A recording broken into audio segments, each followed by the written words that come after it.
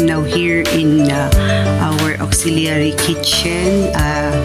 Most of the time, dito ako nagluluto instead na sa loob.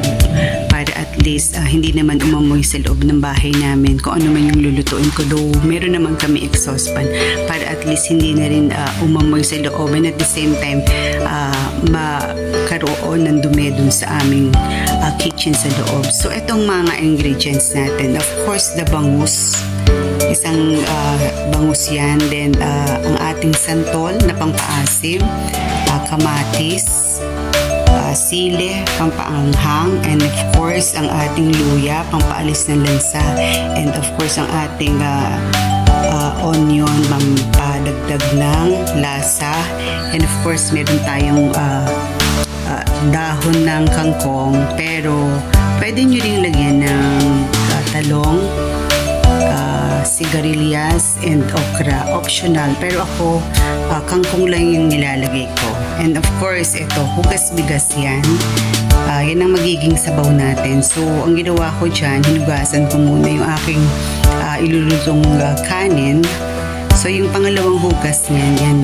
Pang sabaw natin yan para at least may kulay siya at magdagdag ng lasa. So, come on, let's start na. Ang ating hugas bigas na pinakasabaw niyan, and then ilalagay na natin ang ating mga ingredients tulad ng ating santol. Naghugas ako ng kamay, ha. Yan, santol, talbog lang yan.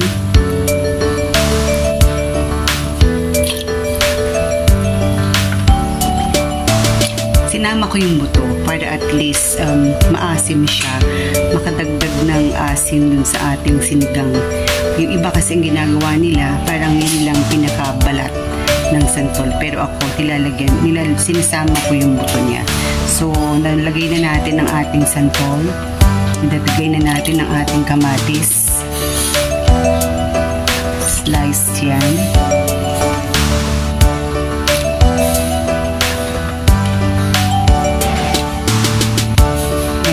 Ating sibuyas,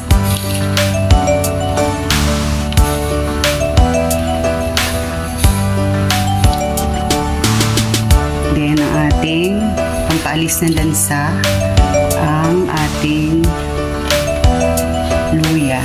So ni-slice ko lang din yan. So let it boil para at least lahat ng lasa niya mag-incorporate na doon sa ating sabaw, and then later we're going to add patis. So nalagyan ko na siya ng patis. So ang gagawin na lang natin dito ay pakuluan natin hanggang maluto yung mga ingredients natin, then saka natin ilalagay ang ating bangus kasi madali namang maluto ang bangus, and at the same time ating dahon ng kangkong. So takpan muna natin siya. Yan. So let's wait for ilang minuto. Once na nag-boil na yan, pwede na natin ilagay ang ating bangus, and then tikman natin kung okay na yung alat niya para kung hindi pa, mag-adjust tayo, magdagdag tayo. Pero kung okay naman na yung timpla, no need to add patis. And then after natin mailagay yung ating bangus, isusunod na natin yung ating dahon ng kangkong. Kita nyo, kumukulo-kulo na siya. So hintayin lang natin siyang maluto. Yung mga kamatis, sibuyas, para at least pag dinagdag natin ang ating bangus, okay na siya, and then titikman natin siya kung okay na yung alat niya. So kung hindi pa rin naman, pwede tayo magdagdag ng patis, at yung asim naman niya, kung hindi ganun karami yung nailagay nating santol, which is minsan kasi diba matamis yung santol, at kung kulang sa asim, pwede nating dagdagan ng yung tamarind. Ito yun, para lang siya umalat. Ito siya, sinigang sa sampalok mix. So dadagdag natin just in case lang na ang kulang yung asim niya.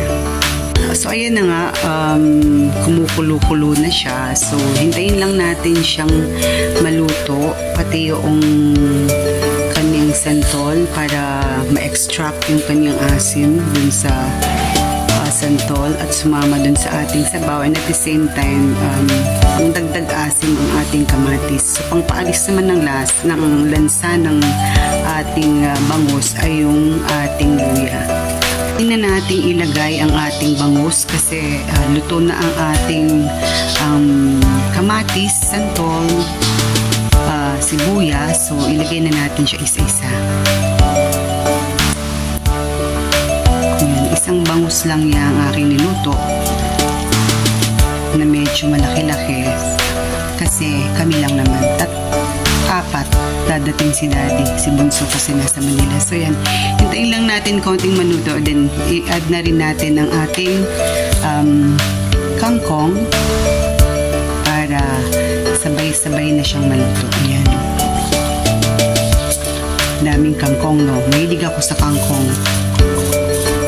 Yan na. So ilibog lang natin yan at pakuluan hanggang sa maluto ng hindi naman ganun kaluto kasi mamaya i-reheat ko rin siya bago kami kumain. So ayan na siya.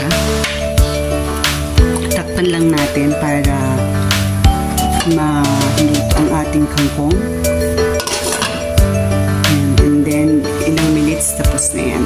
Ito na yung ating kangkong. Nagdagdag din ako ng sili para pampalasa niya, konting anghang, and then i-off ko na yung ating stove kasi okay na yung ating kangkong kasi i-reheat ko pa siya mamaya.